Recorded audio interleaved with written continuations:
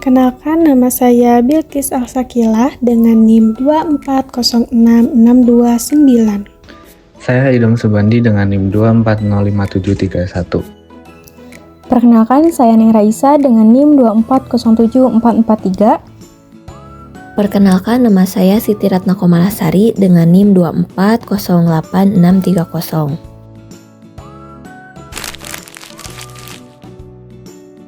Baik, di sini ada latar belakang. Kata administrasi berasal dari kata ad dan ministrare. Kata ad mempunyai arti yang sama dengan kata to dalam bahasa Inggris, yang berarti ke atau kepada, dan ministrare yang sama artinya dengan to serve atau to conduct, yang berarti melayani, membantu atau mengarahkan. Jadi, kata administrasi dapat diartikan sebagai suatu kegiatan atau usaha untuk membantu, melayani, mengarahkan, atau mengatur semua kegiatan dalam mencapai tujuan. Sedangkan, kelas adalah sebuah ruang di lembaga pendidikan yang merupakan wadah tempat terjadinya proses pembelajaran yang dilakukan oleh guru dengan mentransfer ilmu pengetahuan dan keterampilan kepada siswa sehingga terjadilah perubahan tingkah laku. Jadi, administrasi kelas adalah segala usaha yang diarahkan untuk mewujudkan suasana belajar mengajar yang efektif dan menyenangkan, serta dapat memotivasi siswa untuk belajar dengan baik sesuai dengan kemampuan. Dapat dikatakan bahwa administrasi kelas merupakan usaha sadar untuk mengatur kegiatan proses belajar mengajar secara sistematis. Usaha sadar itu mengarah pada pengaturan ruang belajar, mewujudkan situasi atau kondisi proses belajar mengajar, dan pengaturan waktu sehingga pembelajaran berjalan dengan baik dan tujuan kurikuler dapat tercapai. Administrasi kelas adalah proses pengaturan, layanan, pengarahan, dan bantuan yang dilakukan guru di ruang kelas untuk menciptakan suasana belajar yang efektif, menyenangkan, dan terorganisir. Kegiatan ini mencakup pengelolaan data siswa, penyusunan jadwal pembelajaran, pengaturan fasilitas kelas, serta pelaporan kepada pihak sekolah. Dengan administrasi kelas yang baik, guru dapat merancang pembelajaran secara terstruktur sehingga siswa belajar secara optimal dan tujuan pendidikan tercapai. Menurut Effendi dan Gustiana tahun 2022, administrasi kelas merupakan proses sistematis yang dilakukan guru untuk mengelola aktivitas, dokumen, dan fasilitas pembelajaran sehingga kegiatan belajar mengajar dapat berlangsung secara terencana, terorganisir, dan efektif. Secara sederhana, administrasi kelas adalah upaya guru mengatur segala sesuatu yang mendukung proses pembelajaran, mulai dari data siswa, perangkat pembelajaran, hingga tata ruang, agar kegiatan belajar berjalan teratur dan tujuan pendidikan tercapai. Tujuan administrasi kelas yang pertama yaitu menunjang kelancaran proses belajar mengajar, yang dimana administrasi kelas ini memastikan segala kegiatan pembelajaran itu berlangsung dengan tertib, teratur, dan juga sesuai dengan rencana. Yang kedua yaitu menyediakan data dan informasi tentang kegiatan belajar. Nah, data hasil belajar, absensi, ataupun catatan perkembangan peserta didik tersimpan dengan baik sehingga dapat digunakan sebagai dasar evaluasi. Yang ketiga yaitu meningkatkan efektivitas pengelolaan waktu, sarana, dan peserta didik. Nah, melalui administrasi yang rapih, guru dapat memanfaatkan waktu secara optimal, mengatur waktu sarana, prasarana, dan juga mengelola kelas dengan efisien. Nah, yang terakhir yaitu membantu guru dalam membuat keputusan pembelajaran. Menjadi informasi yang tersedia dari administrasi kelas menjadi landasan guru dalam menentukan strategi, metode, maupun tindak lanjut dalam pembelajaran. Ruang lingkup administrasi kelas. Yang pertama, administrasi peserta didik. Administrasi peserta didik mencakup seluruh kegiatan pencatatan, pengelolaan, dan pendokumentasian data siswa sejak pertama kali masuk hingga lulus dari sekolah. Kegiatan ini meliputi pencatatan data pribadi siswa, pengelolaan daftar hadir siswa, pencatatan perkembangan akademik dan non-akademik, serta penyusunan laporan perkembangan siswa. Yang kedua, administrasi pembelajaran. Administrasi pembelajaran berkaitan dengan seluruh proses perencanaan, pelaksanaan, dan evaluasi kegiatan belajar mengajar di kelas. Kegiatannya meliputi penyusunan rencana pelaksanaan pembelajaran atau RPP, penyusunan jadwal pelajaran kelas, pembuatan jurnal mengajar guru, serta pelaporan hasil pelaksanaan pembelajaran. Yang ketiga, administrasi sarana dan prasarana.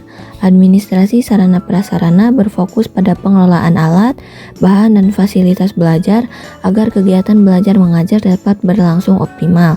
Kegiatan ini meliputi pencatatan inventaris alat dan bahan belajar, pemeliharaan dan perawatan sarana prasarana, penataan tata ruang kelas, serta pengajuan kebutuhan baru. Yang keempat, administrasi penilaian.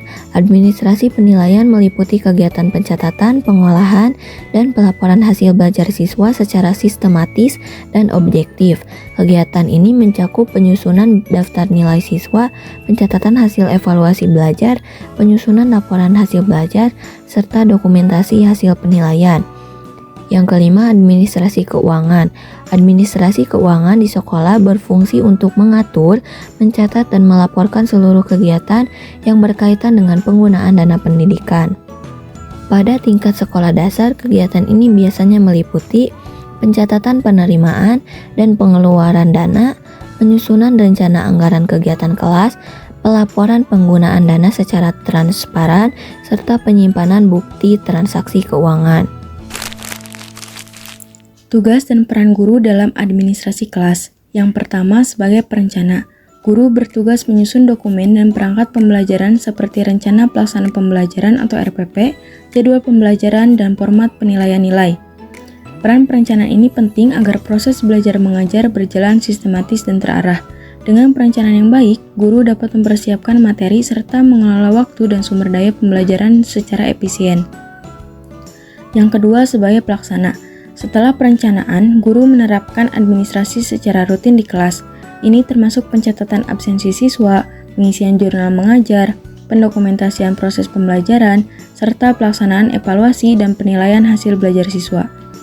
Pelaksanaan administrasi rutin ini penting untuk memantau perkembangan siswa dan memastikan kehadiran serta aktivitas belajar berlangsung sesuai jadwal. Yang ketiga, sebagai pengendali. Guru berperan mengendalikan keteraturan data administrasi kelas, memastikan kelengkapan sarana prasarana pembelajaran, dan menjaga ketertiban serta disiplin siswa selama proses belajar mengajar. Peran pengendalian ini krusial untuk menciptakan suasana kelas yang kondusif dan mendukung tercapainya tujuan pembelajaran. Kemudian yang keempat, evaluator. Sebagai evaluator, guru melakukan evaluasi terhadap keseluruhan kegiatan administrasi kelas. Evaluasi ini digunakan untuk menilai efektivitas sistem administrasi yang diterapkan dan sebagai dasar perbaikan di masa yang akan datang agar proses belajar mengajar semakin optimal. Manfaat dari administrasi kelas. Yang pertama yaitu membantu guru dalam mengambil keputusan. Administrasi kelas ini menyediakan data dan juga catatan penting yang dapat dijadikan dasar guru untuk menentukan strategi pembelajaran maupun langkah dan juga tindak lanjut. Terus yang kedua yaitu memudahkan pelacakan perkembangan siswa. Nah, dalam administrasi kelas ini adanya catatan kehadiran, nilai, dan hasil observasi tersimpan dengan baik, sehingga guru dapat dengan mudah memantau perkembangan belajar setiap siswanya. Yang ketiga yaitu menjamin tertibnya proses pembelajaran. Administrasi kelas berfungsi menjaga keteraturan dan juga kedisiplinan siswa, sehingga kegiatan belajar mengajar dapat berjalan dengan sesuai rencana. Yang keempat dan yang terakhir yaitu meningkatkan efektivitas pengelolaan waktu dan juga sumber daya.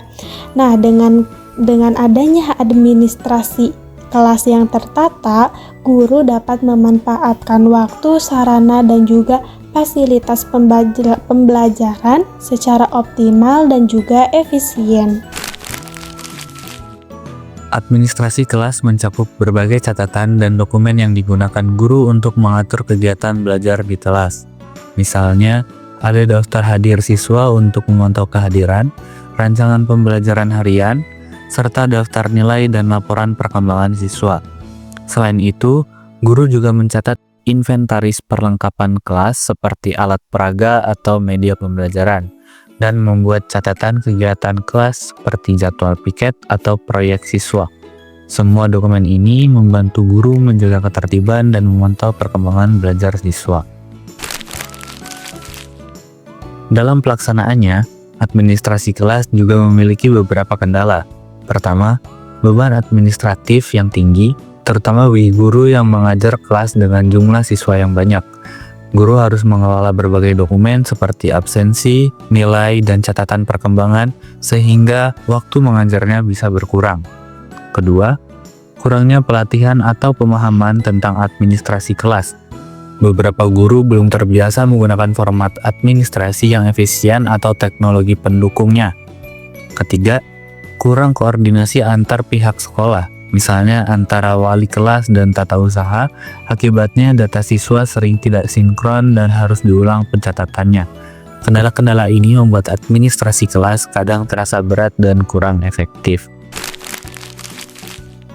Untuk mengatasi kendala tadi, ada beberapa strategi yang bisa dilakukan. Pertama, digitalisasi administrasi, yaitu dengan memanfaatkan teknologi seperti Google Form ataupun Google Spreadsheet, supaya pencatatan data lebih cepat dan rapi. Kedua, pelatihan dan pendampingan guru.